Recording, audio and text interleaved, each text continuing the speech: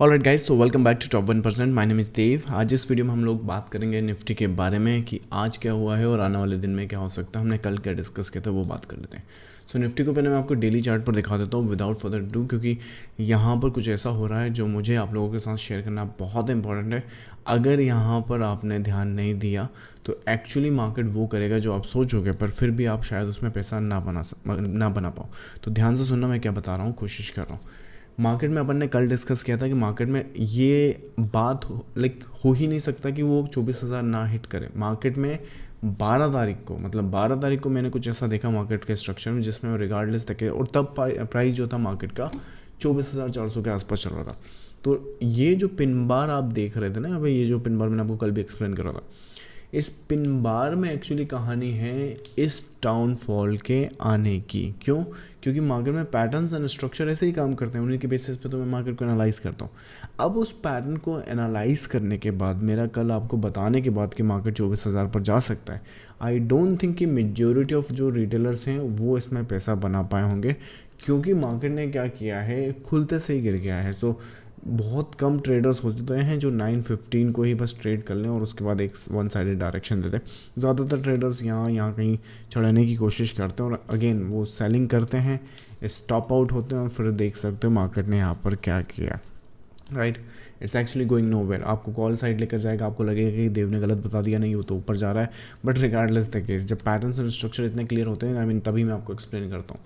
तो वैसे ही मैं आपको पहले कल का सिनारियोस बता देता हूँ। देखो 24,000 हमने टच नहीं किया और कल है सेंसेक्स की एक्सपायरी, तो most probably we will be more interested in the Sensex, क्योंकि अभी सेस के कारण, CAS के कारण या cash what you want to call it, इसके कारण जो एक्सपायरी के दिन इफेक्ट आ रहा है। आई मीन लास्ट वीक का तो मिस किया है क्योंकि उसको प्रोसेस को समझने में लग गया, बट इस वीक काफ़ी अच्छे रिटर्न्स हम लोग एक्सपेक्ट कर रहे हैं, तो सेंसेक्स पे हमारा फोकस रहेगा। बट फिर भी यहाँ पर निफ्टी पर ज़रा तो स्ट्रक्चर वाइज तुम फोकस या देख लो कि क्या होने वाला है। यहाँ पर ये जो स्ट्रक्चर है, रिगार्डलेस द केस हम लोग 24,000 को टच कर देंगे। अब अगर कल का मार्केट मान लो यहाँ कहीं पर खुलता है तो उस केस में क्या, जैसे हमने कल डिस्कस किया था कि रैलीज पर सेल करने की एक अच्छी अपॉर्चुनिटीज मिल सकती है। We can get that structure into play and once we come here may be short term basis पर प्रॉफिट बुकिंग आ जाए।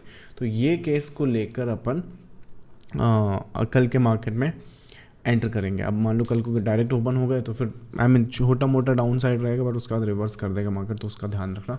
ये थोड़ा सा इंटरेस्टिंग पीस हो सकता है निफ्टी में। लेकिन जब ये 24,000 अपन टच करेंगे तो होगा क्या कि मैंने डेली चार्ट पर मार्केट को देखा और डेली चार्ट पर ये जो स्ट्रक्चर है यहाँ पर, ये वाला हाई जो है, इस हाई को टैग करने के बाद कर रहा है। दैट मीन्स कि ये एक कंप्लीशन फेज में है ना। यूजुअली इस तरह के पैटर्न्स एंड स्ट्रक्चर में क्या होता है मैं बताता हूँ।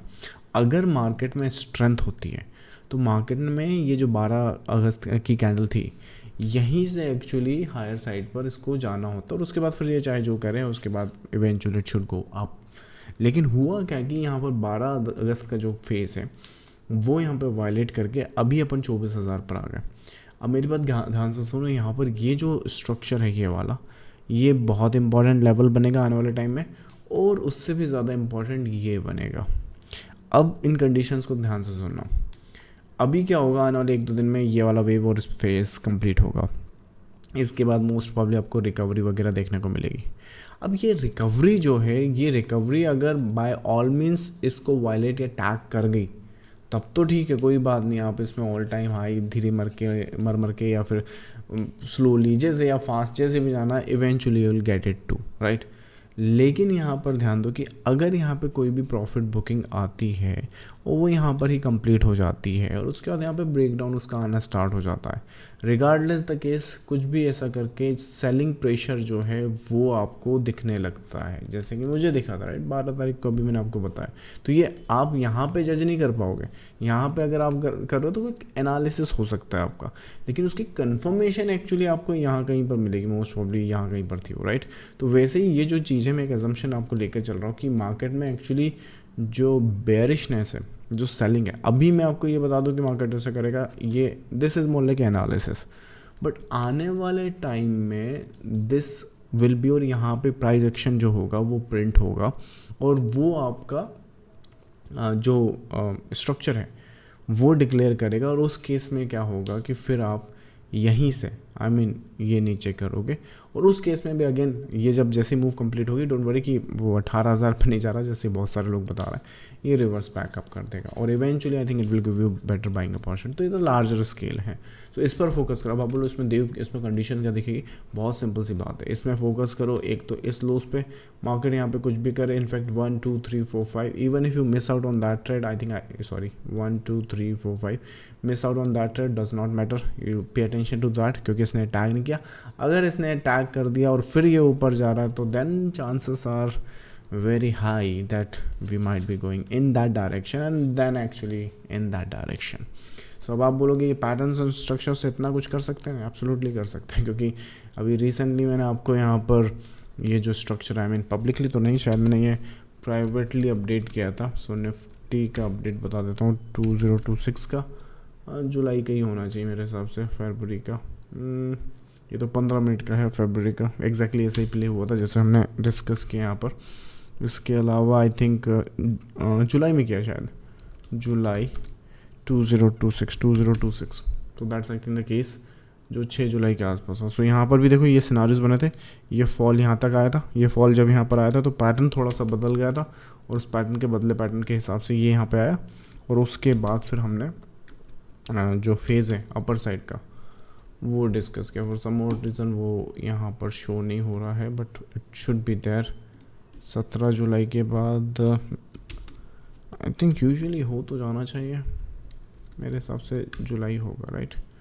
17 जुलाई 7 जुलाई, और सम और रीज़न जब चीज़ें ढूंढना होती तब वो मिलती नहीं, बट एनीवेज मैं आपको नेक्स्ट फेज़ में पुराने वीडियोस में मैं आपको दिखा चुका हूँ। वो जुलाई 25 जुलाई है, 25 जुलाई इट शुड बी दैट, नहीं पुराना, चलो छोड़ो कोई बात नहीं। सो यहाँ पर जो फेज़ है वो जो स्ट्रक्चर है वो उस फेज़ का बनेगा और वो हायर साइड पर टैग करेगा, तो इस पे ध्यान रखना।